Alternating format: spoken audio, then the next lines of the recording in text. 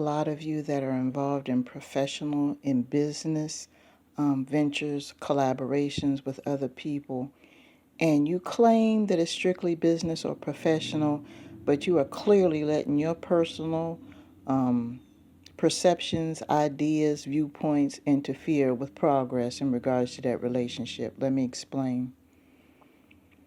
There are a lot of you that might be running a business and you're dealing with certain people, and you see that their work approach is not like yours. First of all, any time that you allow anyone to collaborate or network with you, the purpose of that collaboration or network is to share ideas, to share skills. You both have the same vision as far as progression of that project or that business or that mission, but you're two different people and you need to collaborate because deep down the both of you know that one person might be strong in areas in which you are weak. So you're building your tribe, you're building a force. You're working on manifesting this thing that you have a goal towards. And sometimes negative energies will come in and try to make you take things too personally in regards to the mission, throw you off your game, distract you.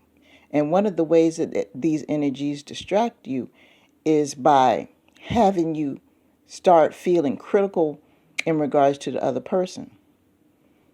All of a sudden, you don't like what they do. You don't like what they say. All of a sudden, you don't like the method in which they may do something. They accomplish the same goal. But there's an issue all of a sudden. Now, this person's been doing and acting the same way from jump, but all of a sudden you have a problem. You've gone into micromanaging mode and don't even know it. In your mind, all of a sudden, it's no longer a collaboration. It's no longer a sharing of ideas. All of a sudden, you feel that you need to take over. And anytime that this person does something, all of a sudden, you feel that there's an issue.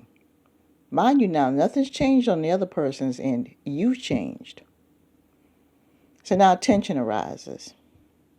You got this distracted energy in your head and you are not performing to the level to which you need to. And the other person who has been steady the whole time has observed it, but they're reacting differently than you are.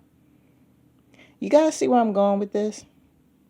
Sometimes when you're so caught up with being disappointed in how something is done, which doesn't make any sense. I mean, it has nothing to do with the price of tea in China. That's an expression. You are so caught up in your head about how you think things should be done, you're not paying attention to the way that your image is. You're not paying attention to the way you look to other people. And other people see this, and instead of you thinking something's wrong with them all in your head about this, they evidently see something's wrong with you. So then they start pulling their energy back and start pulling themselves away from the situation. Some of them leave altogether. You see this in a lot of jobs with high turnover. And for those of you who haven't heard the audio yet, I did an audio, and I can't remember the title at this time, a while back, talking about business where you have people that have high turnover, and mostly it's because of management, the attitudes, the personal attitudes of management. So you got to be careful how you present yourself, because what turned out to be a positive vision provided you by spirit can turn into a disaster because of you thinking in your head. You're creating disaster. You're creating problems that don't exist. Overthinking, overanalyzing, micromanaging. These are not good things, people. And I understand that it might be your creative vision, but that vision was given to you by a higher power. So the higher power had the vision before you did. It wasn't all about you. So what you need to do is exercise it according to the rules of your higher power, because that's where it originally came from. You have to stay grounded. You have to accept the fact that people are different. And just accept the fact that you don't know everything about everything. If you did, you wouldn't need these people. You wouldn't need employees. You wouldn't need team leaders and managers. You wouldn't need them because you could do everything all by yourself. You got it all handled. Everything's perfect. Now, there are some people who work alone and they're great alone. I'm not talking about them. I'm talking about these situations where you know that you are involved in a business or industry that requires involving other people.